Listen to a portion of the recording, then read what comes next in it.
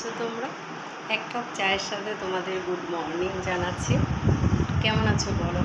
আশা করি ভালোই আছো। আমিও মোটামুটি ভালো আছি। তবে দেখছি পিঠে শিরদাঁড়াটা খুব ব্যথা করছে, জানো তো। সকালবেলা উঠলাম, রুটি করলাম, আজকে পরোটা করেছি,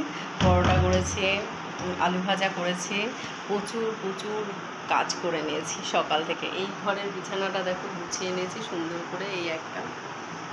এটা আমার একটা রুম, তারাও তোমাদের দেখাচ্ছি। ফ্যানটা চালিয়ে দিলাম ভুল করে, দাও। এই রুমটা সুন্দর করে গুছিয়ে নিলাম বিছানাটা। এই যে একটা রুম আমার, এটা বক্স খাট না বলে বিছানাতেই রাখতে হয় অবশ্য, ইয়েগুলো আর বক্সগুলো রাখা যায় না। বেডরুমটা গুছিয়ে নিয়েছি। তারপরে এই ঘরেও একটা বিছানা আছে দেখো, এটাও গুছিয়ে নিয়েছি টুকটাক, মোটামুটি নর্মাল। মেয়ে ওখানে বসে ফোন দেখছিল বলে খাটের মাঝখানে বালিশটা রেখে চলে গেল, ঠিক আছে। এটাই হচ্ছে ব্যাপার। বাচ্চা থাকলে না খুব মুশকিল, ভীষণ মুশকিল। এরকম বালিশটাকে রেখে দিয়ে দেবো। তো যাই হোক, টুকটাক কাজ করছি। চলো চা খাই। আমার ওইখানে চা ঠান্ডা হয়ে যাবে, অনেকক্ষণ চা করেছি, চা খাওয়া হয়নি। চেয়ারে একটু বসে, আর তার সাথে প্রচুর কাজ করেছি, সেটাও তোমাদের বলবো। আগে বিস্কিটটা খেয়ে নিয়েছি। বাবা, পিঠে শিরদাঁড়াটা ব্যথা করছে কেন? যেখানে সিজার হওয়ার সময় মানে ইঞ্জেকশনটা দিয়েছিল না, সেই জায়গাটা পুরো ব্যথা করছে, ভীষণ ব্যথা করছে। কে চা খাবে চলে এসো আমার সাথে। আজকে প্রচুর কাজ করেছি, মানে রুটি আলু ভাজা করেছি, তার সাথে দেখো এক গাদা আম কেটে রেখেছি। দেখো একে আম খাবে, এইটা শুধু না, এটা একে খাবে আম।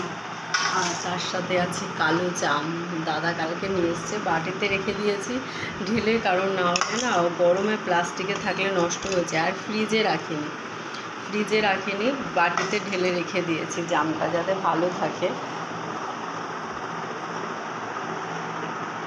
আর আমার হাতে এটা শাখা পটেটোটা কেমন হয়েছে অবশ্যই কমেন্ট করে জানিও, ভালো হয়েছে কিনা।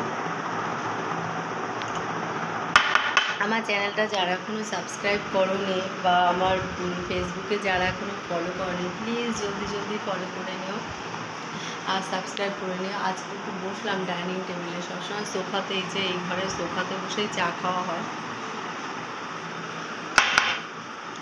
আজকে একটু ডাইনিং টেবিলে বসে চা খেলাম, ফ্যানটা চলছে, বেশ ভালো লাগছে। তো কি বলো তো, আমার যে ফেসবুক পেজটা না, ওখানে না গান দিয়ে রিলস করা যায় না, জানি না কেন পেজটাতে কি সমস্যা।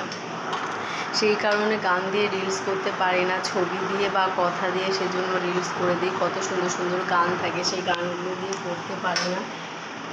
তো তোমাদের একটা কথা বলছি যে তোমরা কি এই ভিডিও দেখতে চাও, কেমন ভিডিও দেখতে চাও আমাকে কমেন্ট করে জানিও। আর যদি আমার লাইভ দেখতে চাও তাহলেও কমেন্ট করে জানিও যে বৌদি লাইভে এসো, লাইভ দেখবো। আগে প্রচুর লাইভ করেছি, আমার চ্যানেলে যাবে, গিয়ে দেখবে নিচের দিকে প্রচুর লাইভ আছে, কিন্তু প্রতিদিন বলতে গেলে লাইভ করতাম, প্রচুর লাইভ আছে।